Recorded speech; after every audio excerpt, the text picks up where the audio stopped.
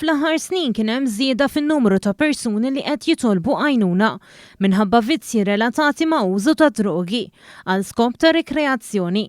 Stqar dan il-kap eżekuttiv tal-Fondazzjoni Oasi, is-Sur Noel Xerri, hekk kif f'intervista ma' One News spjega li id-drogi rikreazzjonali bħall-użu tal-kannabis u l-kokaina huma l-aktar popolari fis-suq bħalissa. Rajna żieda fil-persuni li qegħdin jitolbu l-għajnuna għal problemi li huma relatati ma' abbuż ta' drogi, relatati ma' addiction. U forsi ta' min jgħid hawnhekk ukoll li aħna rajna żieda f'dak li huma drogi li huma ikkonsidrati bħala recreational drugs, bħal ngħidu aħna il-kannabis li hija recreational drug, il-kokaina li hija recreational drug.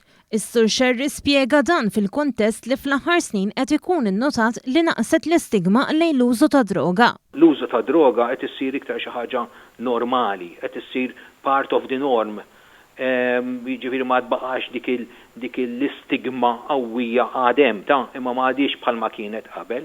Fil-fatt, is-Sur Xerri spjega li jekk kif żdiedet il-popolarità ta' droga rikreazzjonali, drogi iktar b'saħħithom bħall-eroina naqsu fil-popolarità tagħhom. Qabel kienu ikonna ħafna iktar persuni li jitolbu għajnuna f'dak li għandu x'aqsam ma' abbuż ta' eroina, llum il-ġurnata dik it-trend donna naqset. Fl-2019 il-Fondazzjoni Oasi laqet iktar minn 200 persuna feħdana sabiex jirċievu għajnuna f'terapija residenzjali. Minn dawk il-200 għandek madwar 44% li kellhom problemi relatati ma' kokaina.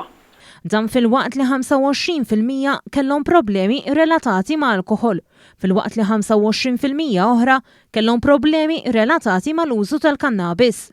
Intant is-Sur Xerri spjega kif fl-aħħar jiem il-Fondazzjoni Oasi flimkien mal-Gvern iffirmaw ftehim ta' sħubija li ser tara l-Fondazzjoni tirċievi €1,600,000 fuq perjodu ta' 3 snin. Spjega kif permezz ta' dawn il-flus fil-waqt li ser jibqa' jkun hemm kampanji li joħolqu kuxjenza kontra d-droga ser tiżdied it-terapija li tingħata lill individwi li ngidmu mill-vizzju ta' droga.